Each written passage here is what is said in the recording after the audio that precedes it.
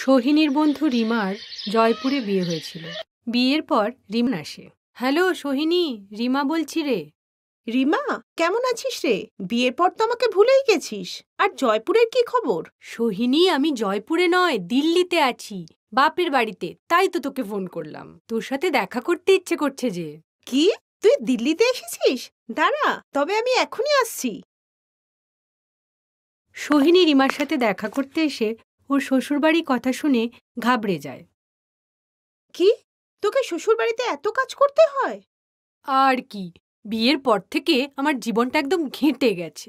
সেই ভোর 5টায় ওঠো আর সারাদিন সংসারের কাজ করো, আর সারাদিন শাশুড়ি ননদ সবার কথা শোনো। আর এত করার পরেও কারোর মুখে একটা ভালো কথা শুনি না, সব কিছুতে খুঁত ধরে। আর আমার শাশুড়ি তো সারাক্ষণ আমার পিছনেই পড়ে থাকে।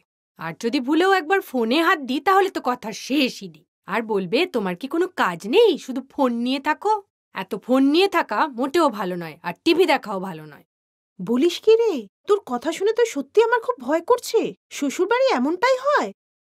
ওই তো, আমি তো ভাবতাম বিয়ে মানে কত মজা, বিয়ে করে বরের সঙ্গে ঘুরবো, সিনেমা দেখবো, হোটেলে খাবো। কিন্তু আমার এখানে কারোর সাধ্য আছে যে বাইরের খাবার এনে খাবে?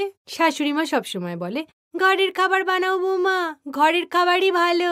হোটেলে খেতেও যেতে দেয় না। তার উপরে আত্মীয়রা প্রায় রোজই চলে আসে আমাদের বাড়ি। যখন দেখো আমার শাশুড়ি শুধু হুকুম চালায়, বৌমা এটা বানাও, বৌমা ওটা বানাও, চলতেই থাকে। শ্বশুর বাড়িতে গিয়ে আমি তো বউ থেকে চাকরানি হয়ে গেছি। রিমা, তোর কথা শুনে তো আমার হাত পা কাঁপছে রে। সত্যি রে রিমা, শ্বশুর বাড়িতে থাকতে গেলে এত কষ্ট করতে হবে? না না বাবা, আমি শ্বশুর বাড়ি যাব না। ধুর পাগলি, সব মেয়েকেই এক না একদিন বিয়ে করে শ্বশুর বাড়িতে যেতেই হয়। আর তুই তো কাকু কাকিমাকে ভালো করেই চিনিস, তুই দেখবি 6 মাসের মধ্যেই ওরা তোর বিয়ে দিয়ে দেবে। ম্যাডাম, এবার আপনিও তৈরি হয়ে যান। রিমার কথা শুনে সোহিনী খুব ভয় পেয়ে গিয়েছিল। ও ঠিকই করে নিয়েছিল ও আর কখনোই শ্বশুরবাড়ি যাবে না, কিন্তু ওর মা বাবা ওর জন্য সম্বন্ধ দেখছিল। মা সোহিনী, তোকে তো এতগুলো ছেলের ছবি দেখানো হলো, একটাও কি পছন্দ হলো না? কাল যে মিস্টার রয়ের ছেলে রোহিতকে দেখেছিলিস, ওকে তো দেখতে শুনতে বেশ ভালোই, কাজও ভালো করে, পছন্দ হলো না? মা, আমি বিয়ে করব না। রিমা বলছিল যে বিয়ের পর নাকি তাড়াতাড়ি ঘুম থেকে উঠতে হয়।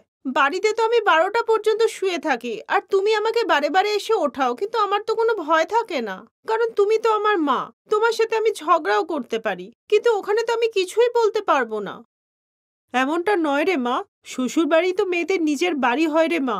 আর মেয়েদেরকে নিজের শ্বশুর বাড়িকেই একদিন না একদিন নিজের বাড়ি বানাতে হয় রে মা।